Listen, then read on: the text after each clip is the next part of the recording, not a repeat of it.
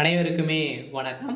சற்று முன் கிடைத்திருக்கக்கூடிய ஒரு மிக மிக முக்கியமான செய்தி ஒன்று வெளியாகி உள்ளது.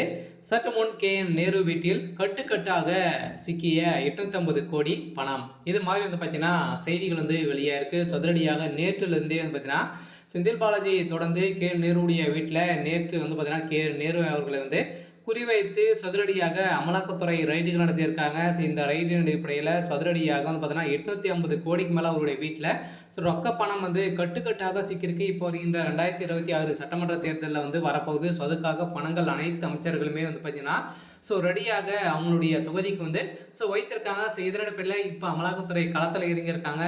இதன் அடிப்படையில் இப்போ அதிரடியாக செந்தில் பாலாஜி தொடர்ந்து நேரு அவருடைய குறிவைத்து இப்போ இடி பார்த்தீங்கன்னா அதிரடியாக களத்தில் இறங்கியிருக்காங்க. பார்த்தீங்கன்னா ஏற்கனவே நேரு அவர் மீது பார்த்தீங்கன்னா அதிரடியாக இப்போ சமீப காலத்தில்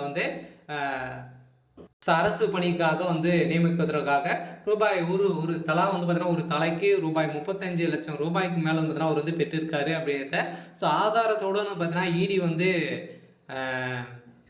ஆதாரத்துடன் கொடுத்துருக்காங்க. இதனுடைய பேர் தான் இப்போ அதிரடியாக நேரு அவர்களுடைய வீடு அதே மாதிரி அவர் சம்மந்தப்பட்ட இடங்களில் ரைடுகள் நடந்திருக்கு. 2வது நாட்களாகவே இன்று நடைபெற்று இருக்கு. பார்த்தீங்கன்னா இப்போ நேருடைய வீட்டில் இதற்குமே 850 கோடிக்கு மேலே பணங்கள் சிக்கியிருக்கு அப்படின்ற மாதிரி ஒரு தகவல் வெளியாக இருக்குது. இதை பற்றி இந்த வீடியோவில் பார்க்கலாம். அதுக்கு முன்னாடி நம்ம சேனலுக்கு இப்போ தான் நீங்கள் முதல் முறையாக வந்திருக்கீங்க அப்படின்னா மறக்காமல் நம்மளுடைய சேனலை சப்ஸ்கிரைப் பண்ணி சப்போர்ட் பண்ணுங்கள். வாங்க வீடியோக்குள்ளே போகலாம். பார்த்தீங்கன்னா அனைவருக்குமே தெரியும் நேரு அவர்கள் பார்த்தீங்கன்னா திமுகவுடைய ஒரு மூத்த அமைச்சராக இருக்கார்.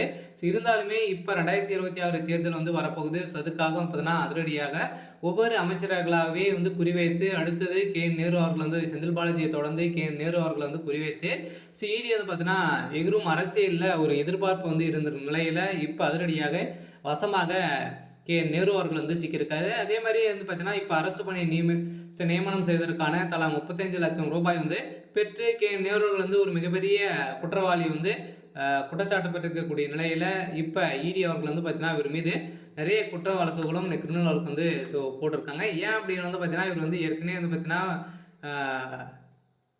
இந்த வேலைக்காக ஒவ்வொரு வேலைக்குமே பார்த்தீங்கன்னா 35 லட்சத்துலேருந்து 40 லட்சம் வரைக்கும் பார்த்தீங்கன்னா இவர் பணங்கள் வாங்கியிருக்காரு அப்படின்ற ஆதாரத்துடன் தமிழ்நாடு